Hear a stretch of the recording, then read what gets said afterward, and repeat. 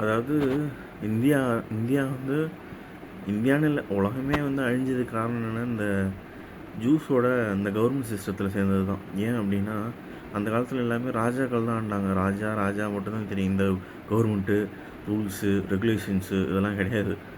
இவனுங்களே எல்லாத்தையும் ஃபார்ம் பண்ணிட்டு மக்களே மக்களுக்காக நடத்தும் ஆட்சின்னு சொல்லி கதையை கிளப்பி நம்ம என்ன அடிமையாக வச்சுருக்கானோ. அதேமாதிரி நீங்கள் பார்த்தீங்கன்னு வச்சுக்கிங்களேன், அதாவது ஒரு புரிகிற மாதிரி சொல்லணும் அப்படின்னா, இப்போ நீங்கள் ஒரு கவர்மெண்ட் ஜாப், ஏன் எல்லோரும் கவர்மெண்ட் ஜாப் வேணுங்கிறாங்க? போனால் 60 வயசு வரைக்கும் ரிட்டையர்மெண்ட் கிடையாது. சரி, ரிட்டையர்மெண்ட்டு அதுக்கப்புறம் அது வரைக்கும் யாரும் ஒன்று வேலையை விட்டு அனுப்ப மாட்டாங்க. அதேமாரி முடிஞ்ச அளவுக்கு எல்லாத்தையும் சுட்டிக்கலாம். லஞ்சம் வாங்கலாம், என்ன வேணாலும் பண்ணலாம், வேலையை பார்க்க வேண்டாம், சுற்றலாம். அதுக்காக எல்லா கவர்மெண்ட்டு பீப்புள்ஸுமே வந்து தப்பானவங்களானா இல்லை. இந்த துப்புரவு தொழிலாளிகள், அப்புறம் இந்த பஸ் கண்டக்டரு, டிரைவரு, அப்புறம் வந்து வேறு அந்த டீச்சர்ஸு, மேபி டீச்சர்ஸில் கூட நடத்தாமல் இருக்கிறதே ஒரு தப்பு தான் அது. அப்புறம் இன்னும் கொஞ்சம் பேர் இந்த தீயணைப்புத்துறையில் கூட சில நேரத்தில் இவனுங்களே ஒரு பிளான் பண்ணி இங்கே ஒரு இடத்துல தீ வச்சுட்டு அங்கே போவாங்கன்னா போகாமல் இருப்பாங்க. இந்தமாரி எல்லாருமே வந்து இப்போ எப்படின்னா உள்ளே ஜாயின் பண்ண உடனேவே, இப்போ கார்பரேட்டாக இருந்தாலும் சரி கவர்மெண்ட்டாக இருந்தாலும் சரி, உடனே செக் பண்ணுவானுங்க. எப்படின்னா இவன் நல்லவனாக இருக்கானா கெட்டவனாக இருக்கானா அப்படின்னு. கெட்டவனை மட்டும்தான் மேலே கொண்டு போயிட்டே இருப்பானு. ஹையஸ்ட் பொசிஷனில் உட்காந்துருக்கிறது எல்லாமே கெட்டவனாக தான். அவனுங்க எல்லாத்துக்குமே ஆமாம் போட்டு காலம் நக்கிற பயலோ பணத்துக்காக. அப்புறம் வந்து இந்த பொம்பளைங்க அந்த 7 சிங்ஸுகளை தான் இவனுங்க எல்லாம் பண்ணுறவனுங்க மட்டும்தான் இந்த ஹையர் பொசிஷனில் இருக்கானுங்க. ஹையர் பொசிஷனில் இருக்கிறவனுங்க சொல்கிறத கேட்காத ஆஃபீஸர்ஸ், இப்போ நல்லவங்க யாராவது இருக்காங்கன்னு வச்சுக்கோங்களேன், அவங்களாம் அடிமட்டத்தில் இருப்பாங்க. போய் டீ வாங்கிட்டு வா, அப்படி இல்லையா ரொம்ப நல்லவனாக இருக்கான், சொன்னதை கேட்கல அப்படின்னா தண்ணி இல்லாத காட்டுக்கு மாற்றுறது, இல்லை ரொம்ப பிரச்சனை உள்ள ஏரியாவுக்கு மாற்றிட்டு அங்கே அவனை ரவுடியை வச்சு போட்டுறது.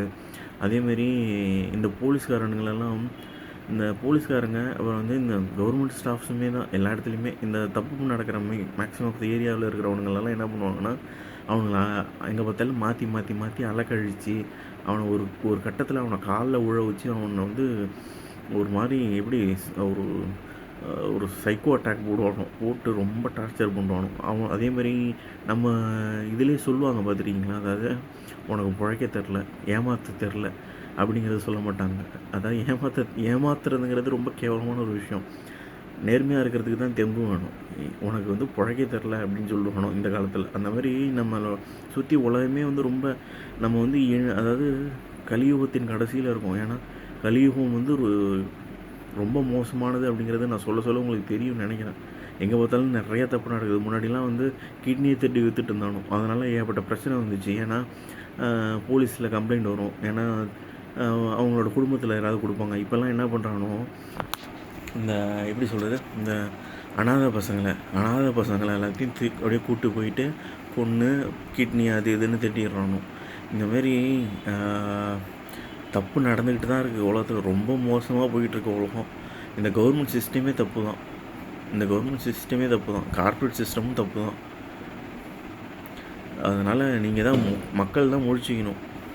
இதை கேட்க வந்த நான் முட்டா பையன், நான் தான் எல்லாத்தையும் பண்ணுறேன். அங்கே சிங்க்கு டீம்னு ஒருத்தவங்க, அவங்க எல்லாமே ஏதாவது ஒன்று இல்லை சிங்க் வச்சு பண்ணிகிட்டே இருப்பாங்க. அதாவது சிம்சனில் வர மாதிரி எல்லாத்தையுமே பண்ணிவிட்டு இப்போ வந்து சிம்சனில் போட்டு காட்டியிருந்தானுங்க என்னென்னா, இந்த ட்ரம்ப் வந்து ஏலியன்னு, அப்புறம் ஹிலாரி கிளின்டன் ஏலியன்னு சொல்லி ஒரு ஃப்ளைட்டு ஷிப்பு வந்து மொழி அவங்க 2 பேரும் ஏலியன்னு, அவங்க வந்து அந்த ஷேப் ஷிஃப்டிங் ஏலியன்ஸு அப்படி இப்படின்னு சொல்லி இந்த ஏன்னா வந்து அவெஞ்சர்ஸ் படத்துலலாம், இந்த மார்வலில் வர படத்துலலாம் வந்து வர க்ரீஸு இல்லைன்னா அந்த மார்ஷியன்ஸ் அப்படின்னு சொல்லி நானும் அதில் ஒன்று, என்ன மாதிரி 3 பேர் இருக்கானுங்க, சைக்கோ நான் அப்படின்னு சொல்லி இந்த அவனுங்களுக்கு எதிராக இருக்கிற ஆளுங்க எல்லாரையுமே போட்டு தள்ளலாம். அந்த ஆக்ட்ரஸு டேரக்டர்ஸு இவங்கெல்லாம் போட்டு தள்ளிட்டு என்னையும் போட்டு தள்ளிட்டு அவனுங்களே பண்ணிவிட்டு எல்லா வீடியோவும் ஃபேக் வீடியோலாம் காட்டி நியூஸில் காட்டி முடிச்சிடலான்னு பார்த்தானுங்க.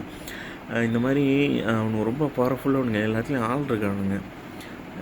நான் சொல்கிறேன், நீங்கள் நம்புறீங்களா என்னென்னு தெரில, ஆனால் இதெல்லாம் நடக்குது. பார்த்தீங்கன்னா அவனுங்கக்கிட்ட தான் கவர்மெண்ட் இருக்குது, கவர்மெண்ட்டு தான் பெருசு முதல்ல. அதோடு இல்லாமல் நான் இன்னொன்று கேட்குறேன், அதாவது அந்த காலத்தில் ராஜாக்கள் ஆண்டாங்க, அவங்க வந்து மிஞ்சி போனால் அவங்களுக்கு கீழே இருக்கிற இந்த குட்டி குட்டி குறுநில மன்னர்கள்ட்ட கிஸ்தி, அதாவது இது வாங்குவாங்க, வரி வாங்குவாங்க. அதை தவிர வேறு எதுவும் கிடையாது. இப்போ நம்ம நாடு வந்து கவர்மெண்ட்டு நடத்திட்டுருக்கு. கடன் வாங்கணும் அப்படின்னா நான் வந்து எங்கே வாங்கணும், உலக வங்கிக்கிட்ட வாங்கணும். நான் என்ன மாதிரிக்கிட்ட உலக வங்கிக்கிட்ட வாங்கணும், எனக்கு தேவையானதை நானே வாங்கி நானே செஞ்சுட்டு போகிறேன். வேணுங்கிற பணத்தை நான் அடிச்சுட்டு நான் போகிறேன். அதெல்லாம் பண்ண விடாமல் அவங்கள்ட்ட கடன் வாங்கி இப்போ வரைக்கும் நம்ம கடனாளியாக தான் இருக்கோம். இது இந்தியாவில் மட்டும் நடக்கல, உலகத்தில் எல்லா இடத்துலையும் நடந்துகிட்ருக்கு. இதே சிஸ்டம் தான் எங்கே பார்த்தாலும் இருக்குது. 95% தப்பு வந்து இவனுங்க தான் பண்ணுறானுங்க. இவனுங்களை எல்லா இடத்துலையும் ஆள் இருக்குது. இவனுங்கெல்லாம் தான் ஸ்லீப்பர் செல்ஸ், இலுமினாட்டி. அவனுங்கெல்லாம் என்ன கேங்கிறானோ இல்லை பைசெக்சுவலுங்கிறானோ. மக்கள் பார்த்து வீழ்ச்சிக்கங்க, நல்லது செய்யுங்க, தப்பு செய்யாதீங்க. கடவுள் வருவார்.